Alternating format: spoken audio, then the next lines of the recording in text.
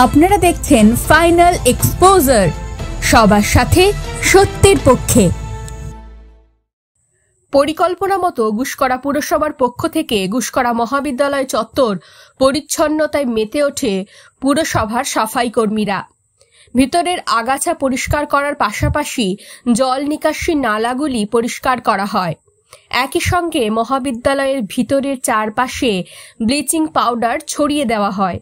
সহযোগিতার হাত বাড়িয়ে দেয় মহাবিদ্যালয়ের এনএসএস বিভাগ। সাফাই করবার সময় সারাক্ষণ দাঁড়িয়েছিলেন গুসকরা মহাবিদ্যালয়ের অধ্যক্ষ ডক্টর সুদীপ চ্যাটার্জি ও পুরপ্রধান কুশল মুখার্জি সহ সাফাই দপ্তরের সুপারভাইজার প্রদীপ দাস। যেটা গুসকরা পৌরসভা, তাদের সঙ্গে একটি মেমোরেন্ডাম অফ আন্ডারস্ট্যান্ডিং আছেই। তার দৌলতে ওনারা আমাদেরকে সবসময় সহযোগিতার হাত বাড়িয়ে দেন এবং শনিবার দিন আমরা এমনিতেই আমাদের এনএসএসের কর্মসূচি পালন করি, তাতে ক্যাম্পাস ক্লিনিং ইত্যাদিও থাকে।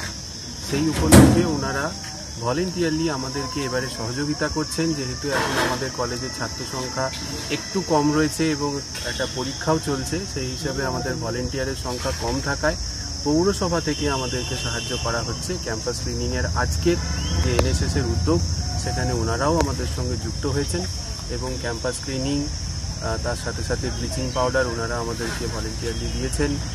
কোনো গাছ বেড়ে গিয়েছিল, সেগুলো কেটে দেওয়া, ঘাস পরিষ্কার করে দেওয়া।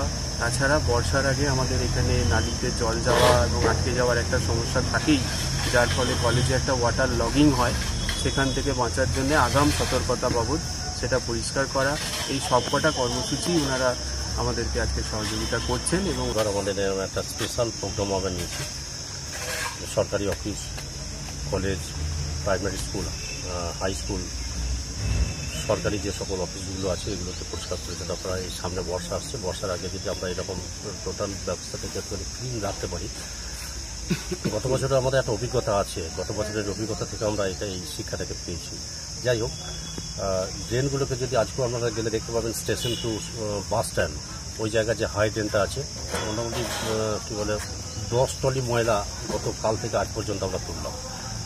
এটাও একটা ব্যাপার যে আমরা রাস্তায় নেমে যদি এইভাবে কাজ করে মানুষের মধ্যে একটুখানি সচেতনতা আনতে পারি যে ড্রেনগুলো আজকে পরিষ্কার করা হচ্ছে, 7 দিনের মধ্যে শুধু পলিথিনে ভরে যাচ্ছে, এটাও একটা ব্যাপার। আর তাছাড়া পরিষ্কার পরিচ্ছন্নতা আমরা যে সরকারের সঙ্গে আছি, এটা সেই সরকারের একটা নির্দেশ শুধু নয়, একটা প্রেরণা। আমরা সেটাকে কাজে লাগিয়ে প্রত্যেক শনিবার রবিবার করে আমাদের পাঞ্জাব যে সকল স্টাফের আছে, আমি খুব গর্বিত তাদেরকে দিয়ে। তারা যেভাবে আমাদের সঙ্গে থেকে সময় দেয়, বেতনটাও যথেষ্ট অল্প, কিন্তু সেই অল্প বেতনে তারা যেভাবে পরিশ্রম করে, এটা আমাদের সত্যি খুব ভালো লাগে। জ্যোতিপ্রকাশ মুখার্জির রিপোর্ট, ফাইনাল এক্সপোজার।